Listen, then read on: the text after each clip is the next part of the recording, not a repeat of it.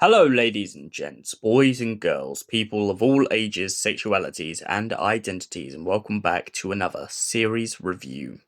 And today's series review is none other than Ironheart.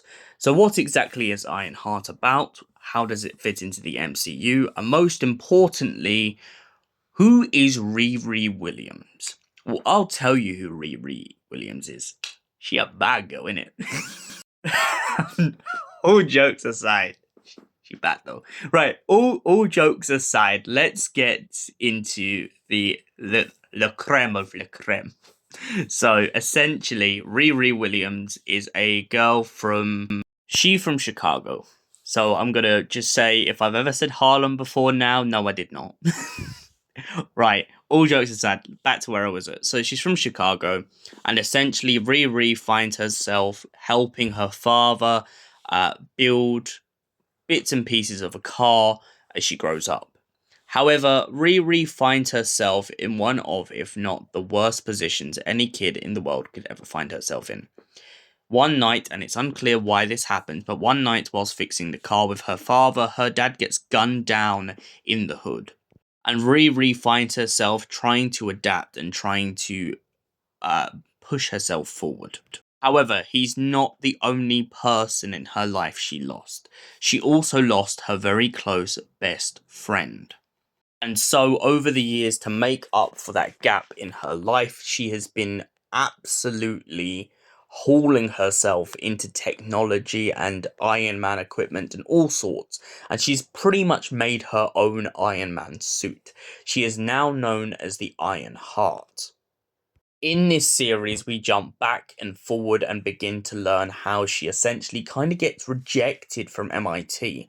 Not necessarily because she's not good enough to be on the program, but because of a couple technicalities and a lot of the ways that she spends the money that she's trying to use to make her supersuit.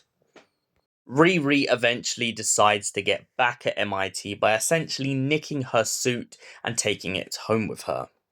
Whilst developing the technology that she has gained and everything that's come with it, Rye Rye finds herself coming face to face with her old, dead best friend who is now living as an AI intelligence and talking to her from within the suit. This brings her into a mass of conflict for half of the series, and essentially we watch as she tries to pick herself back up. We also find her getting involved with someone known as the Hood, but he's not the real villain in this series. Oh no, he is just a pawn for a much bigger villain from a comic book I absolutely adore. So, who is the dark entity behind the shadows? It's none other than Mephisto. That's right. Throughout the course of this story, we learn that a lot of the people that Rye Rye gets messed up with are essentially all in some form or other in a debt to Mephisto. Rye Rye luckily doesn't make a deal with him and instead decides to essentially leave him be and take down the Hood. Her main reason for this is the fact that she learns that the Hood is trying to plead vengeance against his own parents due to a bunch of problems in his past. We also watch as Rye Rye becomes a kind of savior for her neighborhood, a kind of similarity to Kamala Khan and Spider-Man and Kamala Khan and Peter Parker, I should say, and a bunch of other characters who essentially are just looking out for the streets. We also watch as Rye Rye is absolutely crushed beneath the Hood's feet in one scene in this series, where she loses the Iron Man suit completely and has to build it all from scratch. So, Ironheart, what would I give this out of 10?